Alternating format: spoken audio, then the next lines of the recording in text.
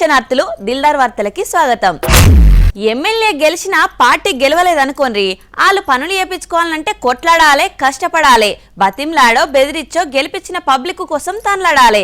ఇక ఒకవేళ అట్లా కాకుంటే ప్రభుత్వం కావాలనే మా పనులు చేస్తలేదు, ప్రతిపక్ష ఎమ్మెల్యేలకు సహకరిస్తలేరని గోలయేస్తారు. అది పద్ధతేనాయే. ఇవేవి కాకుండా గెలిపించిన ప్రజల కోసం పార్టీనే మారిన నేతలకు కూడా పనులు కాకపోతే వాళ్ళు ఏం చేయాలి? ఇగో పోచారం సార్కు గదే పరిస్థితి వచ్చిందట. ఈనుండ్రి. నియోజకవర్గం అభివృద్ధి కోసమే క్యాడరు పబ్లిక్ బాగోగుల కోసం కండో మార్చి కారు దిగి కాంగ్రెస్ లో ఏరితే ఇవాళ సార్ ఫోన్ కూడా ఎత్తలేరట. నిజామాబాద్ జిల్లా సిద్దాపూర్ రిజర్వాయర్ పనులు ఆగిపోతున్నాయి, బిల్లులు వస్తలేవు, మంత్రులు ఫోన్లు కూడా లేపుతలేరు, ముఖ్యమంత్రి కూడా పట్టించుకుంటలేడు. కాంట్రాక్టర్ మేం చెయ్యం పనని వెళ్ళిపోతున్నారు. ఏంది మా పరిస్థితి? బిల్లుల కోసం మంత్రుల కాళ్ళు పట్టుకోవాలనా అని అర్ధమరాత్రి దాకా రిజర్వాయర్ కాడనే బైఠాయించిండు. సీనియర్ ఎమ్మెల్యేలండి, నిన్న మొన్న ఎమ్మెల్యే కాలేదు. వల్ల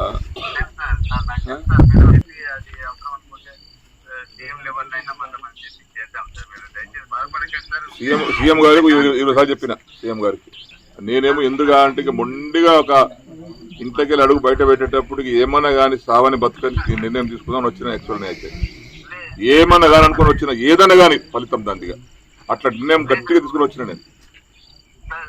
ఎన్నిసార్లు చేయాలండి చేసిన ఫోటో లేపి మేము కొత్తసారి చూస్తున్నాను. నేను మంత్రి చేసిన 20 ఏళ్ళు ఈ అమ్మ ఇట్లా ఫోన్ చేస్తే లేపుతుంటే రాత్రి 2 గంటలు లేపుతుంటే ఫోన్ నేను సరే ఎమ్మెల్యేనే ఫోన్ లేపారండి వీళ్ళు. ఈ అమ్మ దరిద్రం పాడైపోయి మేము పనులుగా చేస్తామండి, ఫోన్ ఏమన్నా మజాకు చేస్తామా తమాషాగా చేస్తామా ఏమన్నా?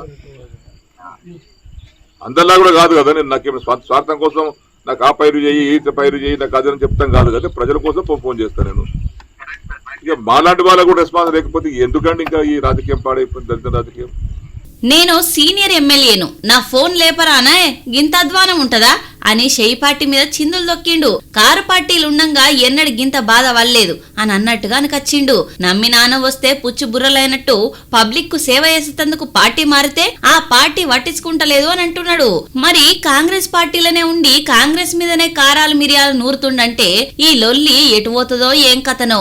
షెయి పార్టీ వాళ్ళేమో ఆర్థిక పరిస్థితి బాగలేదు, కారు పార్టీ వాళ్ళేమో చేసిన అప్పులకే చాలతలేదు. మీకు తెలియందా ఎందుకు ఇట్లా చేస్తున్నారు అని అంటున్నారు. మరి కథ ఎటు మలుపు తిరుగుతుందో చూడాలే. ఒకప్పుడు బయటికి పోతున్నామంటే జేబుల పరుసున్నదా, అందులో పైసలున్నాయని చూసుకునేది. ఇప్పుడు ఫోన్ ఉంటే చాలు, ప్రపంచమంతా మన చేతులున్నట్టే. ఇక పైసలతోటి పరుసుతోటి పనే లేకుంటయింది. ఇక ముఖ్యంగా గుళ్ళకాడికి పోతే చిల్లర చిక్కలు తప్పకుండా పట్టుకపోయేది బిచ్చగాళ్ళకి వేసేతందుకు. ఇప్పుడేమో చిల్లర లేక చాలా మంది బిచ్చగాళ్ళు అడిగితే అయ్యో ఫోన్ పే తప్ప నా దగ్గర పర్సే లేదు అని చెప్తుంటారు కదా. అగ్గో దానికి కూడా పరిష్కారం ఆలోచించిండ్రు బెగ్గర్ బాబులు. చూడుంది. ఎవల్ని బిచ్చమడిగినా చిల్లర లేదని చెప్పి తప్పించుకున్నాడు బాగా అలవాటైంది నడమ. ఇప్పుడెట్లా తప్పించుకుంటారో తప్పించుకోండి అని ఈ బెగ్గరు గిట్ల లాక్ చేసిండు. QR కోడ్ ఉంది, మీకు ఎంత వీలైతే అంత స్కాన్ చేసి దానం చేయండి అని గిట్లా స్మార్ట్ గా అడుక్కుంటుండు. ఇయాళ్ళ రేపు పైసలు ఎవల్తానున్న డేంజరే. అందున అడుక్కునేటోళ్ళ దగ్గర లక్షలు ఉంటున్నాయట. మరి దొంగలు దోసే ప్రమాదం ఉంది. అందుకే వాళ్ళు కూడా బ్యాంక్ అకౌంట్లు తీసి డైరెక్ట్ అందులోకే తమ ఇన్కమ్ ను సేవ్ చేస్తున్నారు. కావాలన్నప్పుడు డ్రా చేసి అప్పులు కూడా ఇస్తున్నారు. మనం చూడలేదా వార్తలు గాని. ఇక డ్యూటీలు ఉన్నంత వరకే వాళ్ళు బెగ్గర్లు, డ్యూటీ దిగితే కార్లు దిగనోళ్ళు కూడా ఉన్నారు. ఇక ఏ సిగ్నల్ కాడ బాబు అని అడుగుతారో అదే సిగ్నల్ కాడ కార్లలో తిరుగుతారు. వీళ్ళు మామూలు కాదు. ఇంతకు ఇది ఎక్కడనో కాదులా, కరీంనగర్లోనే. ఏప్రిల్ నెలలనే ఎండలు దంచి కొడుతున్నాయి కదా. ఇంటికాడ నుంచి ఆఫీస్కి వచ్చేసరికి తలకాయ దిమ్మ తిరిగిపోతున్నది. ఇక మా ఇంటికాడ నిమ్మకాయ నీళ్లు తాగి బయలుదేరితే ఆఫీస్కి వచ్చి మళ్ళా కొబ్బరి నీళ్లు కడుపులో పోసేదాకా పానం అంతా గాయ అవుతున్నదిలా. మనకే గిట్లుంటే జనాల మంచి చెడ్డ రాసుకునేందుకు నియోజకవర్గాల పొంటి తిరిగే లీడర్లకు ఎట్లుంటది. అందుకే ఎండ దెబ్బ తాకకుండా మంత్రి పొన్నం సార్ చూడుంది ఏం చేసిండో. మంత్రి పొన్నం సార్ అంటే పొన్నం సారేనుల్లా నచ్చిన పని ఏదైనా ఇష్టంగా చేస్తుంటాడు. అది డాన్స్ అయినా ఆట అయినా ఏదైనా. సార్ జనాల నడుమ చేరిండంటే చాలు సామాన్యుని లెక్కనే మారిపోతాడు. ఇగో చూసిండ్రు కదా చేతిల కత్తి పట్టుకుని తాటి ముంజలు ఎట్లా కటింగ్ చేస్తున్నాడో. సారు ఒక్కడే తినుడు కాదు, కండ్లు తీసి పక్క వంటున్నోళ్ళకు సుతం పంచిపెట్టిండు. సిద్దిపేట జిల్లా ఉస్నాబాద్ నియోజకవర్గ పర్యటనలో గానొచ్చింది ఇది. అయితే సార్ తొవ్వెమ్మటి పోతుంటే ముంజలు గానొచ్చినాయట. ఇక కడుపుల సల్లగా వడేసుకోవాలని కాన్వాయ్ ఆపుకొని ముంజల కడికి పరిగెత్తిండట చిన్నపిల్లగాని లెక్కనే. ఇక సారెమ్మటి కార్యకర్తలు పోలీసులు సుతం ఫాలో అయ్యారు. మరి మీదికే పొద్దుగెంచి ఎండలు దంచి కొట్టబట్టే ఏ సారు అయినా కడ సప్పుడే కొనుక్కుంటాడా, ఇదేమన్నా నాకు రాని పనా, కత్తందుకో జానకి అని అన్నాడట. మీకెందుకు సార్, నేను గోసిస్తానంటే మనకు నచ్చిన పని మనం చేసుట్లా తృప్తే వేరప్ప అని చెప్పి కత్తితోని కండ్లన్నీ ఫస ఫస కోసేసి సార్ కడుపు సల్లగా వేసుకుండే కాదు, ఆడున్నోళ్ళందరి కడుపు సల్లగా వేసిండు. చీరల ఎంత గొప్పతనం ఉన్నదో చేనేత కళాకారుల పనితనంలో అంతకంటే ఎక్కువ గొప్పతనమే ఉన్నదని చెప్పాలి. అందమైన చీరలే కాదు, అగ్గిపెట్టెల పట్టేంత అద్భుతమైన చీరలు ఎన్నో నేసి వాళ్ళ కళను ప్రపంచానికి చూపెట్టిండ్రు ఎందరో చేనేత కార్మికులు. అయితే ఇప్పుడు ఇంకో అద్భుతాన్ని సృష్టించిండు రాజన్న సిరిసిల్ల జిల్లాల చేనేత కళాకారుడు. అగో గీ అన్న చేతుల పట్టుకున్న అద్భుతమైన చీర గురించే ఇప్పటిదాకా మనం చెప్పుకున్నది. దాంట్లో వెరైటీ ఏమున్నది, అయినా ఇప్పటిదాకా గిసొంటి ఎన్నో చీరల్ని చూసినాం అని అంటారా? అయితే అవన్నీ చీరలు ఒక లెక్క, ఇది ఇంకో లెక్క. చీరల కోసం పత్తి, పట్టు, ఉన్ని, నూలు వాడితే దీనికి మాత్రం బంగారం, వెండి కూడా వాడినట అన్న. అందుకే దగ్గ దగ్గ మెరిసిపోతున్నది. 2 గ్రాముల బంగారం, 2 గ్రాముల వెండితోని స్వయంగా నేసిండట అన్న. ఇక బంగారం, వెండి తీగలతో తయారు చేసిన చీరను కేటీఆర్ అన్న చేతుల మీదకించి ఆవిష్కరించిండు గిట్లా. ఇక ఈ వీడియోలు సోషల్ మీడియాలో వైరల్ అయ్యేసరికి అన్న టాలెంట్ చూసి తారీఫ్ చేస్తున్నారంతా. ఎరక్కపోయి వచ్చాడు ఇరుక్కుపోయాడు, వీడి ఎరక్కపోయి వచ్చాడు ఇరుక్కుపోయాడు. ఇగో ఈ పాట వాడుకున్నారు ఊరోల్లో దొంగను చూసి. ఇంతకు ఏడవడ్డాడు ఎక్కడిరికిండు అని అంటారా? చూడుండ్రి. చిచ్చి, ఏం ఫెయిల్యూర్ దొంగవరా నువ్వు. దొంగలేడనన్న గుట్టు సప్పుడు కాకుండా పడతారు, కానీ గీడు మాత్రం పోలీసోళ్ళు, ఫైర్ ఇంజన్ వాళ్ళు, పబ్లిక్ అబ్బో పెద్ద ఎత్తున అందరినీ జమ చేసే రేంజ్ లో పడ్డాడు. షట్టర్ మీదున్న బొక్కలకెళ్లి దొంగతనానికి వేయిండు. అండ్లనే మెడకాయిరికి తెల్లంగా తెల్లవార్లు అవస్థెల్ల పోసిండు. ఇక ఎవరన్నా నున్నరా అని పిలిచే పరిస్థితి లేదాయే. కిక్కురు మనకుంటే ఆడనే గబ్బిలం లెక్క ఇయ్యాల ఆడుకుంటున్నాడు. ఇక పొద్దుగాల ఆడికెళ్ళి తిరిగే పబ్లిక్ చూసి పోలీసులకు ఫోన్ కొట్టిండ్రు.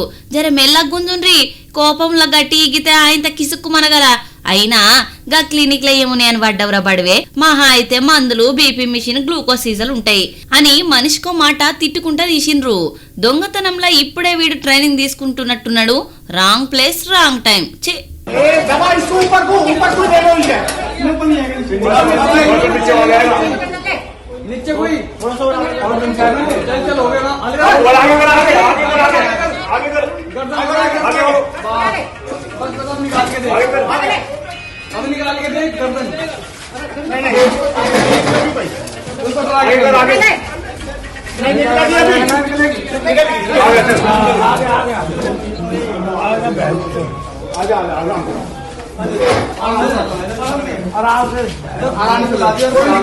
ఈ ముచ్చట ఇక్కడిది కాదుల్లో, ఉత్తరప్రదేశ్ గజియాబాద్ ది.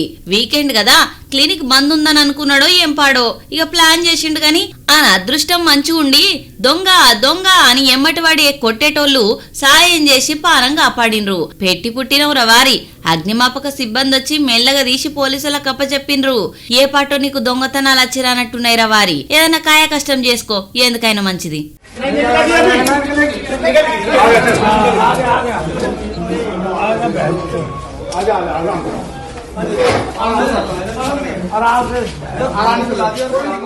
నాలుగు దశాబ్దాలు వేల పాటలతోటి అభిమానులను ఉర్రూతలుగించిన కోకిల సొంటి కంఠం ఆగిపోయిందంటే ఎంత బాధ అవుతుందో. అదేనుల్లా melody queen Asha Bhosle madam కాలం చేసింది కదా. ఇక సంగీతాభిమానులంతా ఆమె పాటలను దలుచుకున్నారు, కన్నీటి నివాళులు చెప్పిండ్రు. అయితే అంతటి గొప్ప కళాకారునికి ఇంకో కళాకారుడు ఏ తీర్ల నివాళులు చెప్పిండో చూడుండ్రి. పాట ఏదైనా తన గొంతులో పడితే పాపులర్ కావాల్సిందే. వేల పాటలు అభిమానులకిచ్చి తరలిరాని లోకాలకు తానెళ్లిపోయింది కదా పేరువైన సింగర్ ఆశా భోస్లే.